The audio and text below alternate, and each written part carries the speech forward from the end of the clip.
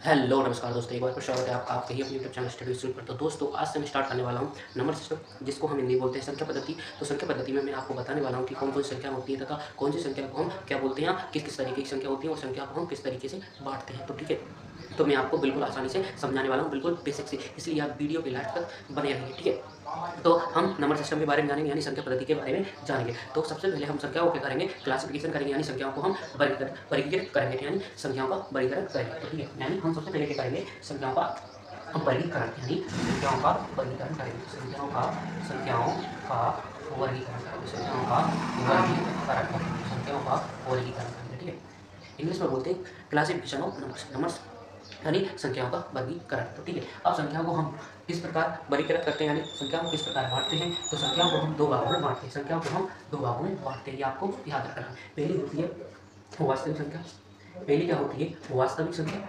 वास्तविक संख्या पहली हो जाएगी वास्तविक संख्या। इंग्लिश में बोलते हैं इसको हम रियल नंबर्स, क्या बोलते हैं, रियल नंबर्स बोलते हैं, रियल नंबर्स बोलते हैं। ठीक है, दूसरी होती है काल्पनिक संख्या, क्या होती है, काल्पनिक संख्या, काल्पनिक संख्या कौन सी होती है, काल्पनिक संख्या होती है। ठीक है, इसको हम इमेजिनरी नंबर्स बोलते हैं, इमेजिनरी नंबर्स बोलते हैं। ठीक है, इमेजिनरी नंबर्स बोलते हैं। तो ये हम संख्याओं को दो भागों में बांट देते हैं। ठीक है, अब समझिए कि इन दोनों संख्याओं को आप अलग अलग समझिए, यानी ये अलग भाग हो गया और ये इसका अलग भाग हो गया। तो सबसे पहले मैं आपको काल्पनिक संख्या के बारे में बता देता हूँ, क्योंकि आपको जल्दी समझ में आ जाएगा। ठीक है, तो जो काल्पनिक संख्या होती है, तो काल्पनिक संख्या क्या होती है, काल्पनिक संख्या वह संख्या होती है जिनको हम केवल क्या कर सकते हैं, कल्पना कर सकते हैं, जिनकी हम केवल कल्पना कर सकते हैं या जिनका हम अंदाजा लगा सकते हैं, जिसको हम आयोटा से प्रदर्शित करते हैं, कैसे आयोटा से प्रदर्शित करते हैं। यानी हम मान के चलिए कि हमने यहाँ पर एक संख्या मानी कि रूट के अंदर -3, ये क्या हो जाएगा, एक काल्पनिक संख्या हो जाएगी। ऐसे मान के चलो, यहाँ पर हमने मान ली -3.4, ये क्या हो जाएगी, हमारी काल्पनिक संख्या हो जाएगी। ठीक है, तो ये हमारी काल्पनिक संख्या होती है जो हमें पढ़ना है, और जिसके अंदर सभी संख्याएं आती है वो हमें पढ़ना है, तो उसको बोलते हैं हम वास्तविक संख्या। क्या बोलते हैं, वास्तविक संख्या बोलते हैं, यानी रियल नंबर। तो हम रियल नंबर्स के अंदर ही सारी संख्या को पढ़ेंगे। ठीक है, अब जो रियल नंबर्स होती है तो हम उसके बारे में जान लेते हैं, यानी वास्तविक संख्या क्या होती है। तो देखिए, वास्तविक संख्या क्या होती है, वास्तविक संख्या क्या होती है, पहले इसको ध्यान से समझना है। वास्तविक संख्या क्या होती है, वास्तविक संख्या के बारे में हम जानेंगे। तो वास्तविक संख्या क्या होती है, तो वास्तविक संख्या, तो हम लिखेंगे इसके बारे में, वास्तविक संख्या, वास्तविक संख्या वह सभी संख्याएं होती हैं, वह सभी संख्याएं होती हैं, वह सभी संख्याएं होती हैं जिन्हें हम संख्या रेखा पर प्रदर्शित करते हैं, संख्या रेखा पर प्रदर्शित करते हैं, संख्या रेखा पर प्रदर्शित करते हैं, संख्या रेखा पर प्रदर्शित करते हैं, संख्या रेखा पर प्रदर्शित करते हैं, तो वास्तविक संख्याएं कहलाती है। ठीक है, यानी वास्तविक संख्या के अंदर सभी संख्याएं आती हैं।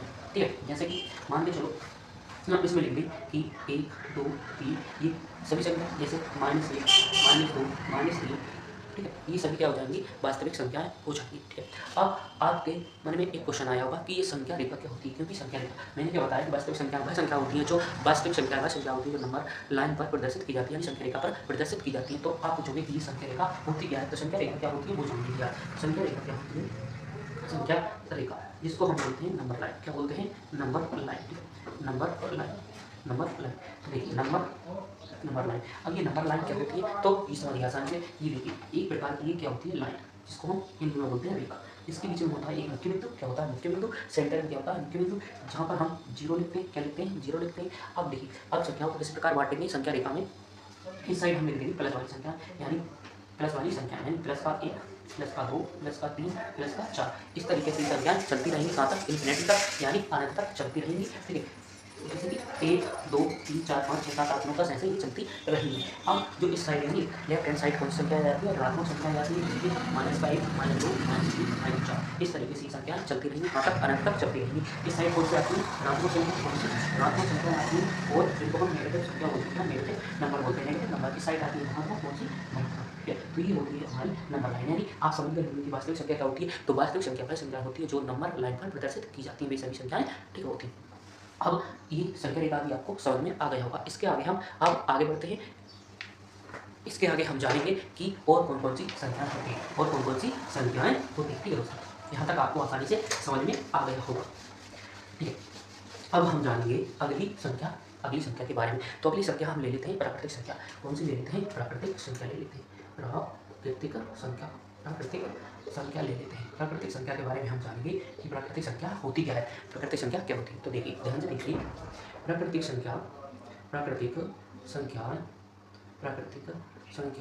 वही संख्याएं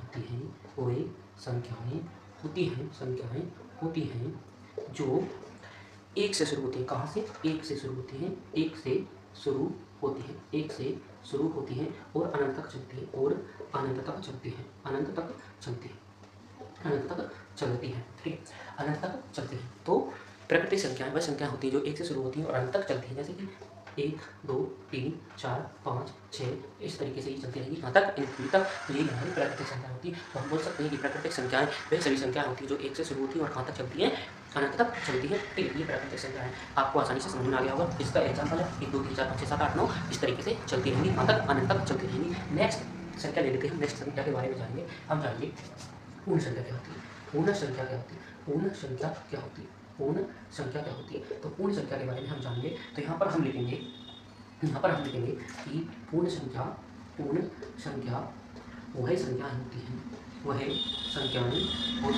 संख्याएं होती हैं जो जीरो से शुरू होती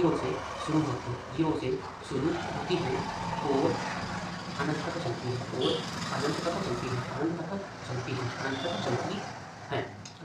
चलती है।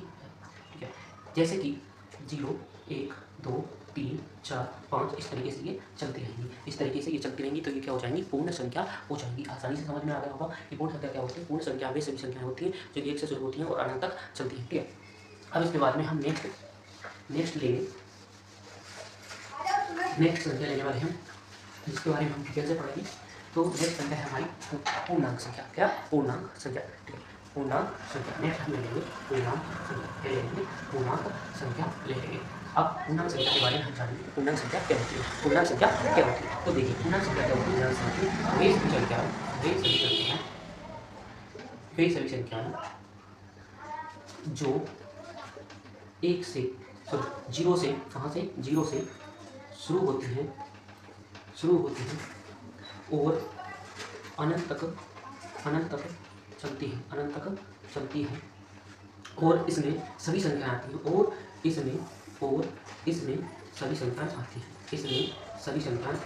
इसमें सभी संख्याएं आती हैं।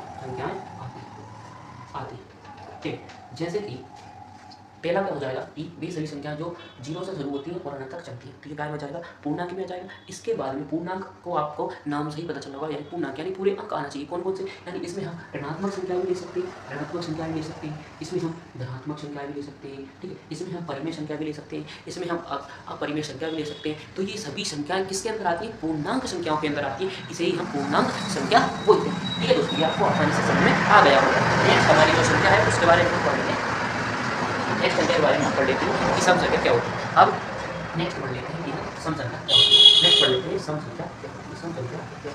ध्यान से समझिए दोस्तों, आसानी से मैं आपको समझा दूँगा कि सम संख्या क्या होती है। ठीक है, इसी तरीके से हम संख्याओं के बारे में जानते चलेंगे कि कौन सी संख्या कैसे होती है और इसको हम कब कौन सी संख्या की कैटेगरी में रखेंगे। ठीक है, तो हम ये संख्याओं के प्रकार पढ़ रहे हैं। ठीक है, और उसके बारे में समझ रहे हैं कि ये कौन सी संख्या होती है। तो अब हमने जो संख्या ली है वो ली है सम संख्या। तो अब सम संख्या क्या होती है तो बिल्कुल आसानी समझेंगे। सम संख्या वही संख्याएं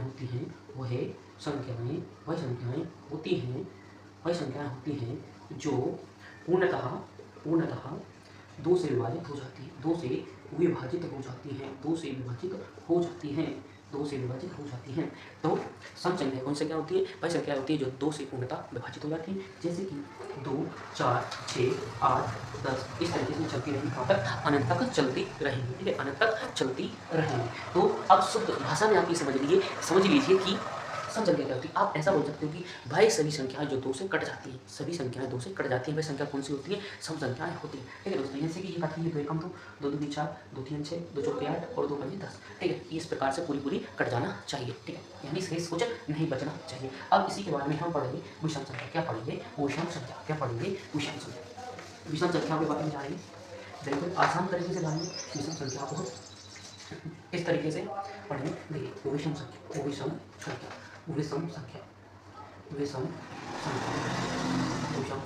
अब विषम संख्या क्या होती है, इसकी हम परिभाषा लिखेंगे तो हम लिखेंगे वह सभी संख्याएं वह सभी वह सभी संख्याएं वह सभी संख्याएं जो 2 से पूर्णतः विभाजित नहीं होती, जो 2 से पूर्णतः विभाजित नहीं होती, 2 से पूर्णतः विभाजित नहीं होती, 2 से पूर्णतः विभाजित नहीं होती। तो इसका क्या अर्थ निकला कि वह सभी संख्याएं जो 2 से पूर्णतः यानी पूरी नहीं कटेंगी, कुछ शेष बचेगा, तो वो विषम संख्याएं होंगी। उदाहरण से समझेंगे, जैसे कि एक 2 से नहीं कटती है, 3 2 से नहीं कटती है, 5 2 से नहीं कटती है, 7 नहीं कटेगी, 9 नहीं कटेगी, 11 नहीं कटेगी। तो आपको मैं ये भी समझा देता हूँ। देखिए जैसे ये 2 से पूर्णतः विभाजित नहीं हो पा रही, जैसे कि 3 को हम विभाजित करेंगे, 2 एकम 2, यानी फिर इसमें एक शेष बच रहा है ना, तो इसमें शेष नहीं बचना चाहिए, यानी पूरा विभाजित होना चाहिए। वो कौन सी हो जाती है? सम हो जाती है। और जिसमें पूरा विभाजित नहीं हो रहा है और शेष बच रहा है, वो कौन सी हो जाएगी? विषम। ठीक है, तो जैसे कि इसको करेंगे 2 3 6, यानी इसमें क्या बचा? एक शेष बचा, तो समझ जाइए ये कौन सी है? विषम संख्या है। ठीक है, तो सम संख्या और विषम संख्या में आपको डिफरेंस नजर आ गया होगा। तो दोस्तों आज की वीडियो में बस इतना ही। कल हम जानेंगे अभाज्य, सहअभाज्य, भाज्य, इस प्रकार की संख्या हम कल की वीडियो में पढ़ेंगे।